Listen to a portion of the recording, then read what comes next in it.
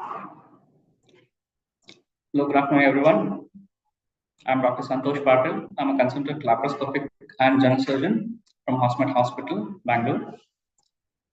Today, I'll be addressing about important topic that is on hernias. My topic, I'm going to give a detailed description about the abdominal wall hernias. Hernia is nothing but a defect in the wall. It can be a abdominal muscle wall or it can be a aponeurosis. Once there is a defect in this wall, the contents which are protected by this wall tend to herniate and produce as a bulge or a swelling in the abdominal wall. So it is basically that is a definition for hernia. So there are different types of hernias, which you understand. One, that can be an external hernia. External hernias are the hernias which are visible externally on the abdominal wall, which present as a swelling. There are certain internal hernias as well, like we call as a hiatus hernia or hernia in the bowel loops as well. Interbowel loop herniations are also seen. So most of the abdominal wall hernias are what we call as a type of external hernias because they present as a swelling or a bulge. As I said, there are different locations. Considering the abdominal wall hernias, I'll be discussing about the groin hernias, which constitute about 60 to 75% of all the hernias. What we call as, in medical term, inguinal hernias. And other rare entities are umbilical hernia. Again, yes, umbilical hernia is again a very common hernia that is presented. Linea alba or epigastric hernia. Whenever there is a hernia above the umbilicus and between the xiphisternum, that is the rib cage and the umbilicus area, we term it as epigastric hernia. And patients who have undergone previous surgeries on the abdominal wall, the surgery may be in the form of some cesarean section or patients who have undergone some emergency surgeries. Whenever there is defect or the surgical scar has not healed properly, in such cases, a herniation can be seen. Those type of hernia are what we call as incisional hernia, also surgical site hernias. Very rare, extremely rare entity among them are again semilunar hernias, lumbar triangle hernias, and very rarely pelvic hernias, also called as the obturator hernias. These are the certain hernias a surgeon usually looks for whenever we are discussing about the external hernia. So these are the few diagrams that will help you to understand. This is the umbilical hernia, the groin hernias. The groin hernia can be in the form of an inguinal hernia. If it is below the inguinal limit or the groin crease below, we usually term it as a femoral hernia. Again, as I said, the rare entities in the form of an epigastric hernia, umbilical hernia, and a patient who has undergone a previous surgical scar or surgery, that scar doesn't heal, called as incisional hernia. So why it is important to understand these hernias? Hernias patients tend to have complications. So many patients land up in the complications which are very high cost consuming. Patient has to spend a lot of money when the patient land into complications. To prevent patient going into complication, most of the patients who have hernia, the only definitive treatment, I'm saying again, only definitive treatment for any hernias is surgery. There is no conservative approach to treating a case of hernia. So it is better to immediately address the issue. There are certain indication which patient has to undergo surgery, when it can be like managed. Sometimes it can be wait and watch policies also option given in the treatment. But most of the time, patient will require surgery in future time. So that is the reason hernia is a disease which has to be diagnosed. So there are certain predisposing factors which I'm going to discuss. Who are the patients who are prone for getting hernias? Among the gender, male tend to have more groin hernias compared to females. But in femoral hernia, usually females have the higher incidence of having complications in femoral hernia. And patients who have undergone previous surgical scar again are always prone to have a hernia in future if there is any post-operative complication in the form of a wound infection. So there are other important high-risk factors which are common for both the sexes. That is chronic cough. Patient if has a chronic cough, maybe because of COPD disease or lung obstructive disease, or patient who is a chronic smoker who repeatedly has episodes of cough, or in the past history may be having the tuberculosis that led to cough, leads to weakness of the abdominal wall, again leading to hernia. As I said, male gender has high preponderance, chronic cough, and chronic straining. Patient who have a habit of like chronic constipation, who have to strain a lot while passing stools, again have a big abdominal pressure increases and the abdominal wall becomes weak. In such cases, again, herniations are very common. Patient who have difficulty in passing stools, usually males who are more than 60 years with associated prostate problem, have difficulty or strain while passing urine, again tend to have herniation because of the weakness of the abdominal wall. And more importantly, the obesity. Nowadays the trend is like many patients are putting on weight, many India being the becoming the capital of obesity laxes the abdominal wall musculature, which are the protective muscles, and leading to herniation. Other risk factors include heavy weightlifting. Yes, people who have habit of heavy weightlifting without any external protective belts usually tend to have herniation. Again, as I said already in the previous slides, previous surgical scars again are highly prone for going into herniation in futures. So when we know these are the predisposing factors, there are certain symptoms. As you said, symptoms, the diagnosis. These are the slides that will tell about the groin hernias, direct hernia. I'll be discussing more important about the treatment aspect as the slide progresses. There are certain symptoms. So once we know what are the predisposing factors, we have to understand what are the symptoms. Patient usually presents with the swelling, sometimes without any complication. Patient himself may diagnose presenting as a swelling. Sometimes patient may have sudden severe pain in the hernial side, at the umbilical weakness, swelling. They may have sudden severe pain that indicates again it's one of the complications where the contents are blocked. Or patient may have severe abdominal pain with multiple episodes of vomiting with constipation, again indicates the hernia has again gone into severe complication where the bowel is stuck, leading to complication. So patient may present with any of these spectrums. So most importantly, it is the clinical diagnosis that will help in picking up the hernia. Once we know patient predisposing factors, the complications, the next is assessment. As I said, the diagnosis is purely by the clinical assessment. The second investigation, immediately what we get is about the ultrasound. Ultrasound of the abdomen is done to assess the defect size, to look for the contents of the hernia, and also the next investigation is the CT scan.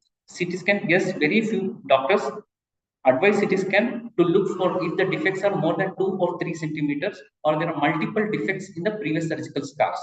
CT scan helps in identifying the muscle wall thinning, and also whether the patient requires only hernial defect repair or whether the patient needs to have a abdominal wall repair as well. It's a very long topic, abdominal wall repair. So that is the reason a CT scan becomes a mandatory if the defect size is big enough or the abdominal wall thinning is severe. Usually it happens in a very long standing hernias. So once these investigations are done, a clinical diagnosis is done, a patient is subjected for treatment.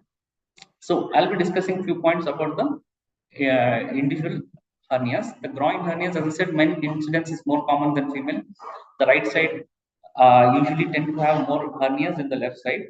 And usually, yes, hernias are also seen in different age groups. 10% of the premature babies, again, have high incidence of having the groin hernias. And the total population of adult population of 5% of the world usually suffer from groin hernias, what we call as inguinal hernias. About there are different types again for medical understanding. There is a direct hernia and indirect hernia. A direct hernia is the one where there is a weakness in the muscle wall, usually occurs in the old age. It is mainly because of the wear and tear of the muscle wall. The chances of complications of these hernias are less. On the other way, there is an indirect hernia where usually seen in a young male, because again because of the congenital defect in the processus vaginalis. It's a medical terminology. Processus vaginalis fails to obliterate, and these type of patients tend to have high complication if left untreated. That's why many patients come to me and they ask, I have been diagnosed with hernia, sir. Should I get undergo surgery or should I wait? If it's an indirect groin hernia, immediate surgery is a must, because invariably this patient will land into complications. So there are direct and indirect variations of hernia. Then there is a femoral hernia. As I said, there is a hernia that is below the groin area. Usually the women are, incidence in women is more than the men, and the complication rate of are also very high in femoral hernia than that of a inguinal hernias.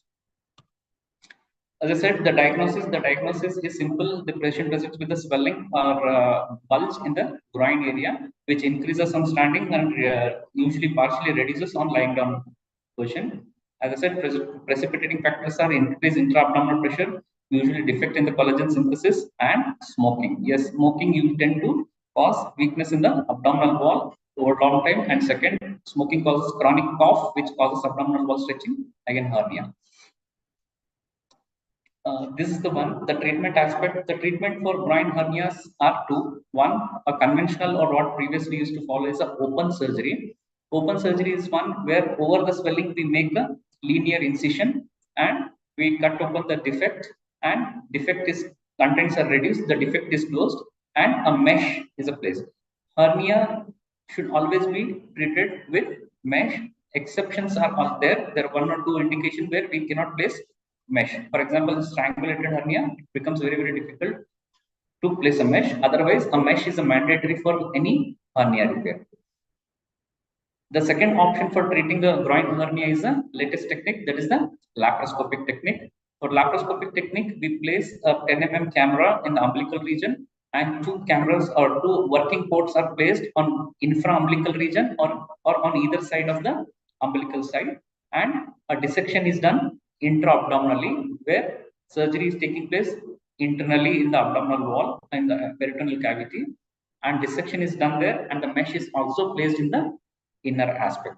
So the advantages, yes, the advantages are plenty. The scar is going to be very small in laparoscopic surgery, and the other pathologies, if associated with groin hernia, can be picked up again with the laparoscopy. The repair is going to be better, cover the big area of the defect in laparoscopy again. So the advantages of laparoscopy are plenty over the open surgeries. So patient can opt for both. Most of the time patient asks what are the outcomes. Outcomes are equivalent in both laparoscopy and open surgery. The results are going to be the same. The outcome is going to be the same. The cosmosis and repairing the or identifying the other pathologies are better with that of laparoscopic technique. So that is a part and treatment of the groin hernias. I discussed already, these are certain complications. Many patients, they ask me, if I undergo laparoscopic surgery or open surgery, what are the things or the complications that I expect during the or after the surgery. After the surgery, usually a patient may present with a swelling at the operated area or in the scrotal area because of the collection of some fluid, or some, it can be in the form of blood also, what we call as hematoma in the scrotum or the groin area. Some patients may have difficulty in passing urine, or what we call as urinary retention, if the patient has associated prostate pathology. Very rarely, patient can expect there may be infection of the wound, or sometimes very rarely a mesh infection can occur. Numbness over the groin, if there is a lot of nerve damage that occurs during the surgery, which is extremely rare nowadays, is usually a possibility that can be seen. Yes, some hernias may recur. Recurrence of hernia has also been discussed. Like very rarely, the dissection is not done. Yes, recurrence of hernia can be one of the complications. Now, after the groin hernias, I'll be just highlighting few points about the umbilical hernia. Umbilical hernia is usually more common in women than men, and risk factors, as I said, obesity and pregnancy are very high. Because of the obesity and pregnancy, the abdominal girth stretches laterally or sideways. During that time, what happens? The umbilicus is the weakest area, which usually gives away, leading to the defect. So the contents usually tend to protrude. The treatment is purely surgical. There is no conservative treatment. The surgery can be done in the form of an open repair. The surgery can be done in the method of open repair, where we make a cut incision over the umbilicus and the defect is closed, and we place a mesh over the defect. In laparoscopy, we place different cameras, that is 10 mm camera is placed, and two working ports are placed on the side of the abdomen, and the dissection or the operation usually takes from the inner aspect of the peritoneal cavity, where and a mesh is placed in direct contact with the bowel loops. That is the only repair. That is the umbilical hernia repair. Yes, umbilical hernia usually some kids usually tend to have hernia, or infants have hernia because the placenta is usually connected. Usually that area becomes very weak and does not close. Spontaneous closure usually occurs if the defect size is less than 1.5 centimeter. If the defect size remains more than 2 centimeter beyond the age of 3 to 4 years, again better to repair it surgically. So that is the umbilical hernia. This is the picture that usually shows a patient usually get confused like, sir, I should undergo open surgery, laparoscopic surgery, and what happens to the mesh, how it affects my body. This is the picture which nicely shows about the patients. The first picture is about the ventral hernia, or what we call abdominal wall hernia. You can see the muscle is given away and the contents are protruding. And the rectus is nothing but it is the abdominal muscle which is protecting on either side of the umbilicus. So whenever there is a weakness, once we reduce the content, you can see a picture, there is a onlay repair where a defect contents are reduced and the muscles are brought together, and a blue line is the area where the mesh plays. Just underneath the skin, you can see the mesh is being placed. It is a type of onlay repair. And very rarely, if the muscle wall is very thinned out and muscle needs to be approximated and the defect is big enough, in such cases, we place a what we call as sublay repair, where you can see the rectus muscle. The rectus muscle is dissected and a mesh is placed in between the rectus muscle and the sheath.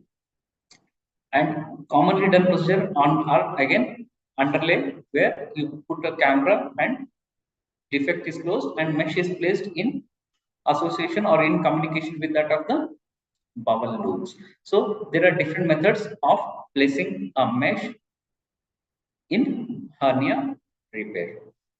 So this is about the treatment aspect of the umbilical hernia, where the mesh placement is described. The next is the epigastric hernia. As I told, epigastric hernia is the one which occurs usually in the epigastric region between the xiphisternum and the umbilicus. Incidence is very less. Yes, only 1 to 5% of all the hernias is that of epigastric hernia. Incidence is again more common in men than women. Usually, it is nothing of pre-peritoneal pad of fat. What does it mean is the defect is usually in the just a fascia. The bowel loops usually do not protrude here. And repair, the treatment aspect is purely surgical. As I said, all hernia to be repaired surgically. Very rarely in epigastric hernia, we don't have to place a mesh. One condition where we usually do not place a mesh, it is repaired primarily by some sutures. Very important topic, that is about the among all the hernias, incisional hernia. Many patients who have undergone previous surgery, and after the surgery, the patient has an eventful period. What we call as patient has encountered some complication in the form of a wound infection of the surgical scar, or patient has chronic cough after the surgery, and patient has been smoking, and patient is putting on weight, a lot of weight post operatively after any other surgeries. In those scars, usually the scar gives away. That will lead to again an incisional hernia. So, patient presenting with incisional hernia are treated purely again surgical aspect. Treatment can be in the form of a laparoscopic repair or an open repair. Just how I discussed with the umbilical hernia, the treatment is going to be we make a incision over the scar area, or sometimes we go a little away from the scar area and the defect is opened, contents are reduced, mesh is placed. And patient will present sometimes only with the obstruction, with mild pain. We put a camera in the epigastric region, or what we call this area, and we try to stay away from the scar area and dissect all the contents that are coming through the defect, and a primary repair or a mesh repair can be done. Very rare hernias of medical importance. General population may not be beneficial much. But yes, there are certain hernias, what we call as parastomal hernias. So patients who have undergone some paracolostomy or paraileostomy or colostomy or ileostomy, at that site usually the muscle becomes weak all and around that opening. Such area patient will have hernia. Again, the treatment is going to be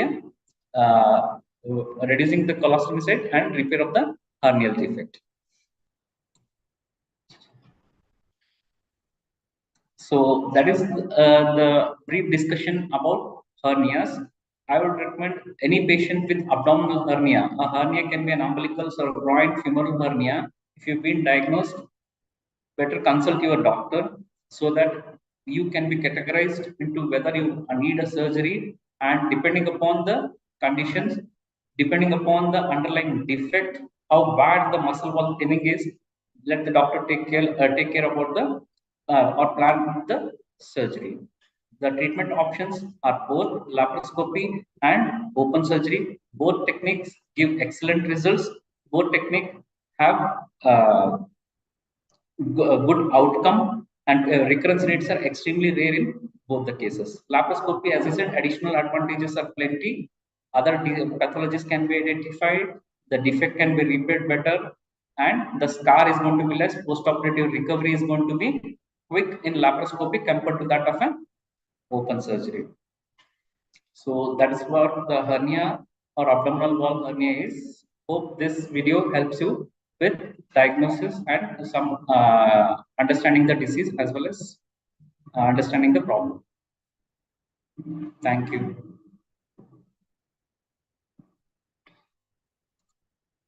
If you have any queries, kindly let me know so that I can address in the form of if you've been diagnosed or you have any queries related to the issues.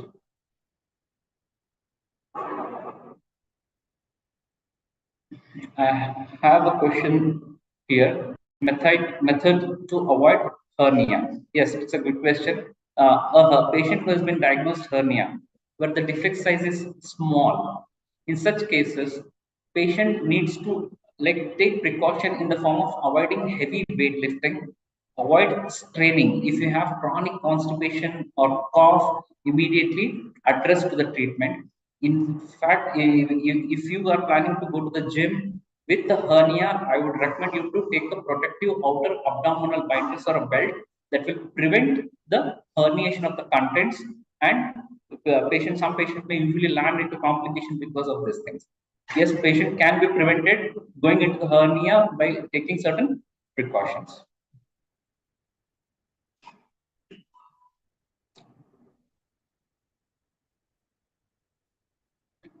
Okay, if someone had hernia surgery, he or she can again start gym.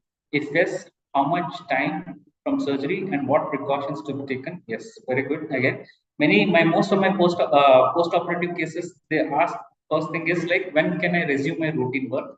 Post operatively, you can resume your routine work immediately after the surgery. You can do your household work, your routine walking, everything post op 5 or 6 days. You can go for a long walk. You can walk, climb the stairs, everything. Heavy weightlifting, going to the gym, usually better avoided till 6 to 8 months, because we place a mesh which needs to be incorporated to the part of your body. We usually fix the mesh that needs to completely incorporated. That will usually take 6 months, sometimes 1 year also. Preferably 6 months. Regular stretching exercise, gym, yoga can be done after 6 months. Heavy weightlifting would be recommended only after 1 year. Bench press, what we say, heavy weightlifting bench press, yes, definitely after 1 year.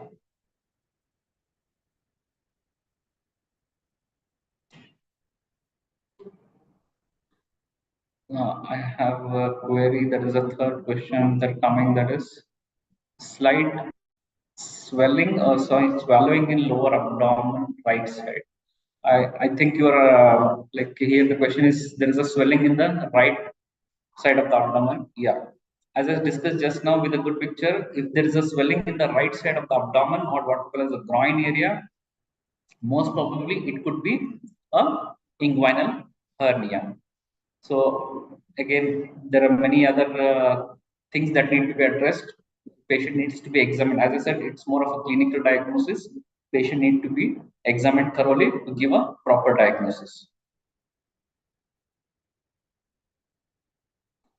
Okay, I have a query here. There's a laparoscopy surgery done. Now precaution I need to take. Yeah, as I said, laparoscopic surgery post-operatively, the precaution just I mentioned applies to same for open surgery and laparoscopic surgery.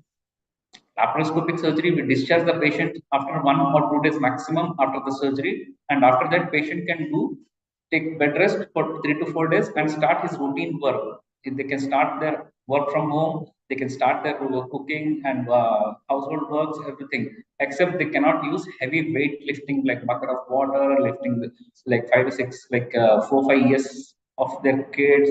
Usually tend to they need to avoid heavy weight lifting. After that, again, we in this case also we place a mesh where again mesh needs to be incorporated, which will again take 6 months. Heavy weightlifting need to be avoided till 6 months. Routine work can be done. There is no other special precaution. Patient can have a normal life post laparoscopic surgery immediately. Yes. Is hernia? I have a query here. Is hernia life threatening? Hernia per se is a disease which progresses and definitely needs treatment.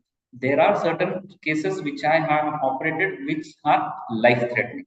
If the hernia defect is big, the contents are bubble, yes, left neglected for long time, the bowel may go into severe strangulation, what we call as the patient will go into obstruction and the blood supply of the bowel goes. Patient has to be, sometimes we have to resect the bowel and anastomose. Yes, it is a life-threatening condition if patient is neglecting his condition and does not address the underlying disease. It can be very rarely. Yes, it can. I have a query. How long it takes for a hernia to heal? As I said, the repair, once the repair is done, a normal strength for after any surgery in the body. After any surgery, once a big cut is made for healing, a normal strength usually requires retains after 1 year of any surgery. That is the reason, preferably 6 months is ideal enough for the patient to take to completely heal. Another 6 months for total recovery. 1 year patient should be absolutely back with all the things. Okay. I have a query here. Are there potential complications of hernia surgeries? I have discussed in detail that some complications that are associated with hernia. After patient undergoes hernia surgery, there may be a small swelling that can be in the groin region or small swelling in the operated area also because of some fluid, what we call seroma collection. Very rarely, there may be blood clot. That is what we call as hematoma collection. And think I discussed about some injury to the nerve, urinary retention. These are extremely rare complication not seen nowadays. These are only textbook discussion for the people to understand. Yes, but very rarely these have been discussed. Yes. Okay. How long will I have to stay in hospital after hernia surgery? As I said, hernia laparoscopic surgery, usually patient we discharge in 1 max 2 days. Some patients, if the surgery is really good, by next day morning, we usually discharge the patient. Umbilical hernia or incisional hernia, which requires a lot of dissection in open surgery, I'm saying, which require a lot of dissection, patient may have to stay for extended 2 or 3rd day. Usually, we discharge the patient with some drain or something on the 3rd day. That could be maximum, depending upon the how much dissection has been done. Max laparoscopic 1 day, open surgery 2 or 3 days. Okay, I have a query here. One more. Is there anything called as laparoscopic hernia surgery? Yes, I have discussed about in detail about the laparoscopic surgery. In groin hernias, we call it as TAP, that is trans-abdominal preperitoneal repair, and one more entity called as totally extraperitoneal repair, that is TEP. TAP and TEP are the two techniques that are used or described to treat inguinal hernia or the groin hernias. So, if these are the two techniques, the other hernia repair can be usually done with just laparoscopic different board placement and repair of the defect with mesh placement. I have a query here. Can hernia be avoided by some exercise or maybe diet? No. There is hernia, as I said, is a progressive disease. Once patient gets hernia, the disease progresses. It cannot be avoided. If you have a hernia, disease is going to progress. If you do not have hernia, I would recommend go for, there is nothing called special diet or exercise that will prevent hernia. Avoid excessive heavy weightlifting without any external barrier or a support. That was what I recommend. There's no special diet as such to avoid hernias. Okay, we have one more view. What is the main cause of hernia bulge? As I told, in groin hernias, it is purely because, by definition, I mentioned initially, it is the defect in the wall. Wall is nothing but what we're talking here is the muscle wall of the abdomen that is protecting the bowel from coming out. Whenever there is defect in this muscle wall, when does it happen? It is happen because of the wear and tear, where the muscle becomes weak. Usually, patients who are heavy weight lifting during pregnancy, or patients who put on a lot of weight with the muscle stretches, that very rarely a congenital means by birth there may be a small defect or the patent processus vaginalis, what we describe. If that remains patent, again it may lead to indirect type of hernia. It can be congenital in inguinal hernia, or it can be because of the muscle weakness, because of wear and tear in umbilical hernia, or it can be because of the groin hernias as well. And one more hernia I discussed, institutional in detail, I have discussed about a patient undergone previous surgery, again will have hernia. That is, these are the certain main causes of occurrence of hernia in a patient.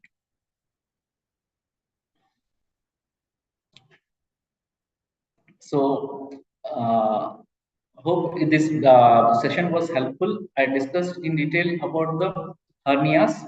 So hernia is just nothing but a weakness in the muscle wall, and there are different types of hernia. It can be an external hernia or internal hernia. I discussed in detail about the abdominal wall hernia in the form of a groin hernias, then umbilical hernia, and hernia in the previous surgical scar.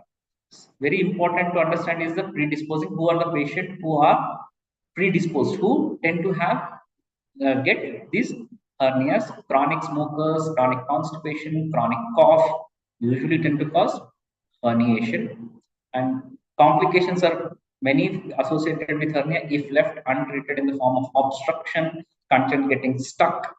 Surgery is the best and the only treatment that can treat the hernia.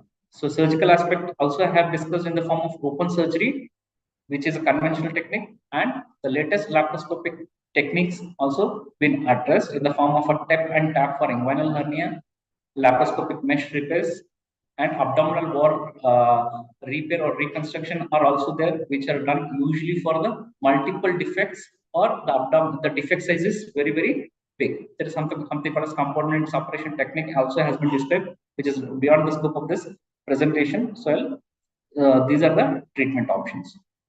I hope this session was beneficial for you. If you have swelling or hernia, kindly meet your doctor and let him diagnose and take the call regarding the treatment.